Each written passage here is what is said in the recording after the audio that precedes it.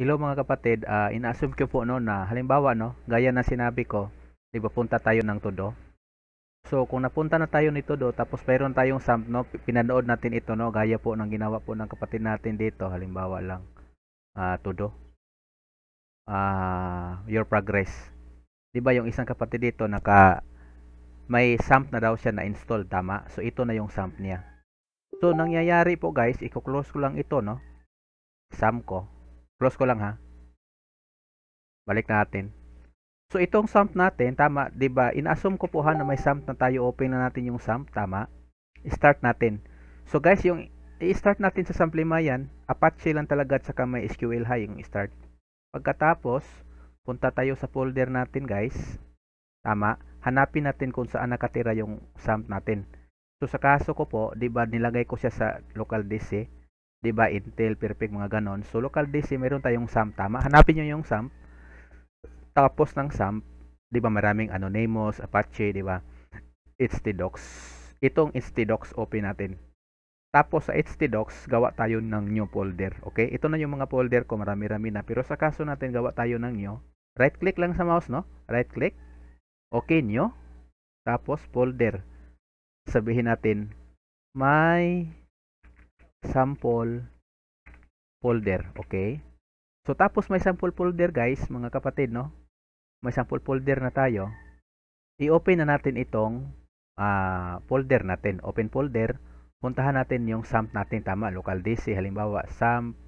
Tapos, htdocs tayo, tama? Pagkatapos, yung sabi natin may sample folder, okay? So, tapos, sa may sample folder, guys, ito na yon.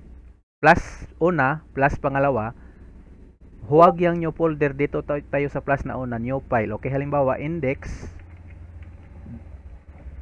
index.php, tama? Kasi PHP yung ginagamit natin. So halimbawa, ito na mga kapatid na gawa ko na. I-save natin, no? Control S, tama? So halimbawa guys, 'di ba may sample folder? So open natin yung sump, na open na, tama? Tapos type lang natin dito localhost, tapos 'di ba slash yan? So sabihin natin may /sample /folder, okay? Ayun. So kung napansin niyo mga kapatid, kung gumagana na yung code natin, ito na mga kapatid, nagawa ko na, okay? Or pwede nating sabihin na salamat po sa inyo. So mga kapatid, no, kung gumagana na po ito, save lang natin. Kung gumagana na yan, good to go na po tayo, no? So required natin mga kapatid, mayroon tayong sump, ha? Okay? So ganun, ha? Ganun yung una nating steps talaga, importante ito. Localhost, may sample folder.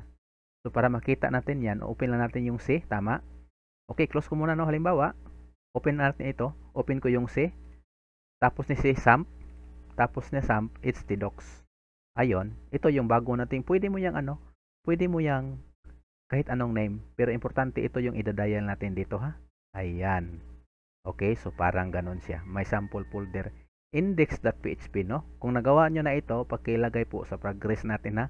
Importante ito guys, kasi guys, kailangan talaga natin yung sum, kasi nga kailangan natin ng database, okay? So tune in lang po, no? Kung nagagawa na ito, salamat po sa inyo. Salamat po sa cooperations. Okay? So guys, mahalagang gawin natin, no? 'Di ba ito yung folder index.php, no? Hindi po pwedeng ph lang, hindi pwedeng may p lang, PHP talaga, ha? Para makapagsimula. Salamat po.